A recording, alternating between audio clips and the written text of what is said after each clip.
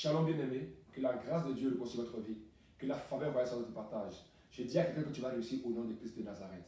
Je dis à quelqu'un que la grâce de Dieu est sur toi et que sa faveur se manifeste dans ta vie au nom de Jésus de Nazareth. Aujourd'hui, je vais partager avec vous un point important. Nous allons parler des signes. Vous savez, il est important pour nous dans la vie de dire les signes. Quand une personne sort, elle regarde le soleil, elle regarde le temps, elle voit qu'il va pleuvoir, elle prend un parapluie. Pourquoi? Parce qu'elle a anticipé sur ce qui va arriver. Quand nous savons lire les signes, les saisons, nous anticipons sur ce qui va arriver. Quand une personne est en train de conduire une voiture, elle voit des panneaux de signalisation. Un panneau va lui dire qu'il y a un virage. Alors, elle va ralentir sa voiture parce que le panneau lui dit qu'il y a un virage. Et des panneaux qui vous disent que la chaussée est glissante. Et donc, quand il voit ce panneau-là, il va commencer à ralentir parce qu'il peut déraper. Mais lui qui ne sait pas lire les panneaux, qui ne sait pas lire les signes, il va conduire comme avant. Et il va avoir des accidents. Souvent, spirituellement, dans nos vies, il y a des accidents parce que nous ne savons pas lire les signes que Dieu nous donne. Regardez, frère, soit qu'une femme est enceinte, elle a le vertige, elle a la nausée. Quand tu vas la voir, tu vas croire qu'elle est malade. Alors qu'en réalité, cette femme n'est pas malade, mais elle est bénie et elle attend un enfant. De même, dans nos vies, il y a des signes qui nous font croire que nous sommes maudits, nous sommes attaqués. Alors que ce n'est pas des signes qui montrent l'attaque, ce sont des signes qui montrent que nous sommes bénis. Je vais vous donner un exemple pour le montrer dans la parole de Dieu. Prenons la Bible dans le livre de Psaume 105, verset 25.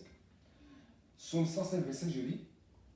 Il changea leur cœur au point qu'ils haïrent son peuple et qu'ils traitèrent ses serviteurs avec perfidie. Ce passage parle de l'Éternel qui a changé le cœur des Égyptiens à l'égard d'Israël. Et donc c'est parce que Dieu a changé le cœur des Égyptiens que le pharaon qui est venu a commencé à les maltraiter. En réalité, le maltraitement d'Israël n'était pas dû à des attaques, n'était pas dû à la malédiction, mais était dû à Dieu qui a changé le cœur des Égyptiens. Pourquoi? Parce que le temps d'aller à Canaan était arrivé.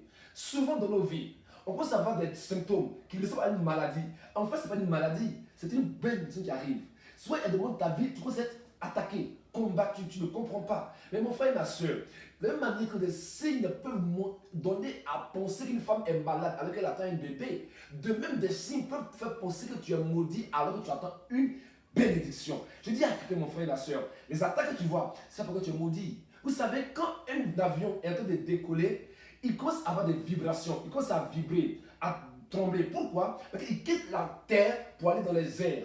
Chaque changement de position, chaque changement de dimension donne des vibrations, des secousses. Si ton foyer est secoué aujourd'hui, mon frère, ma soeur, je te dis que tu passes à une autre dimension. Si ta vie est secouée, ça annonce quelque chose de grand et glorieux. Tu n'es pas maudit, tu es béni. Le diable ne peut pas t'arrêter. J'annonce dans ta vie la grâce de Dieu. J'annonce dans ta vie la faveur royale. Frère, tu n'es pas maudit. Frère, tu n'es pas attaqué. Frère, c'est un signe qui te montrer que tu passes à un autre niveau. Tu vois quelqu'un qui passe du niveau de célibataire à marié, qui passe du niveau de chômeur à chef d'entreprise, qui passe du niveau de bloqué à un homme qui emploie les gens. C'est signe t'annonce qu'une saison nouvelle vient dans ta vie. Que l'Éternel te bénisse, qu'il te donne la grâce de savoir lire les saisons de ta vie.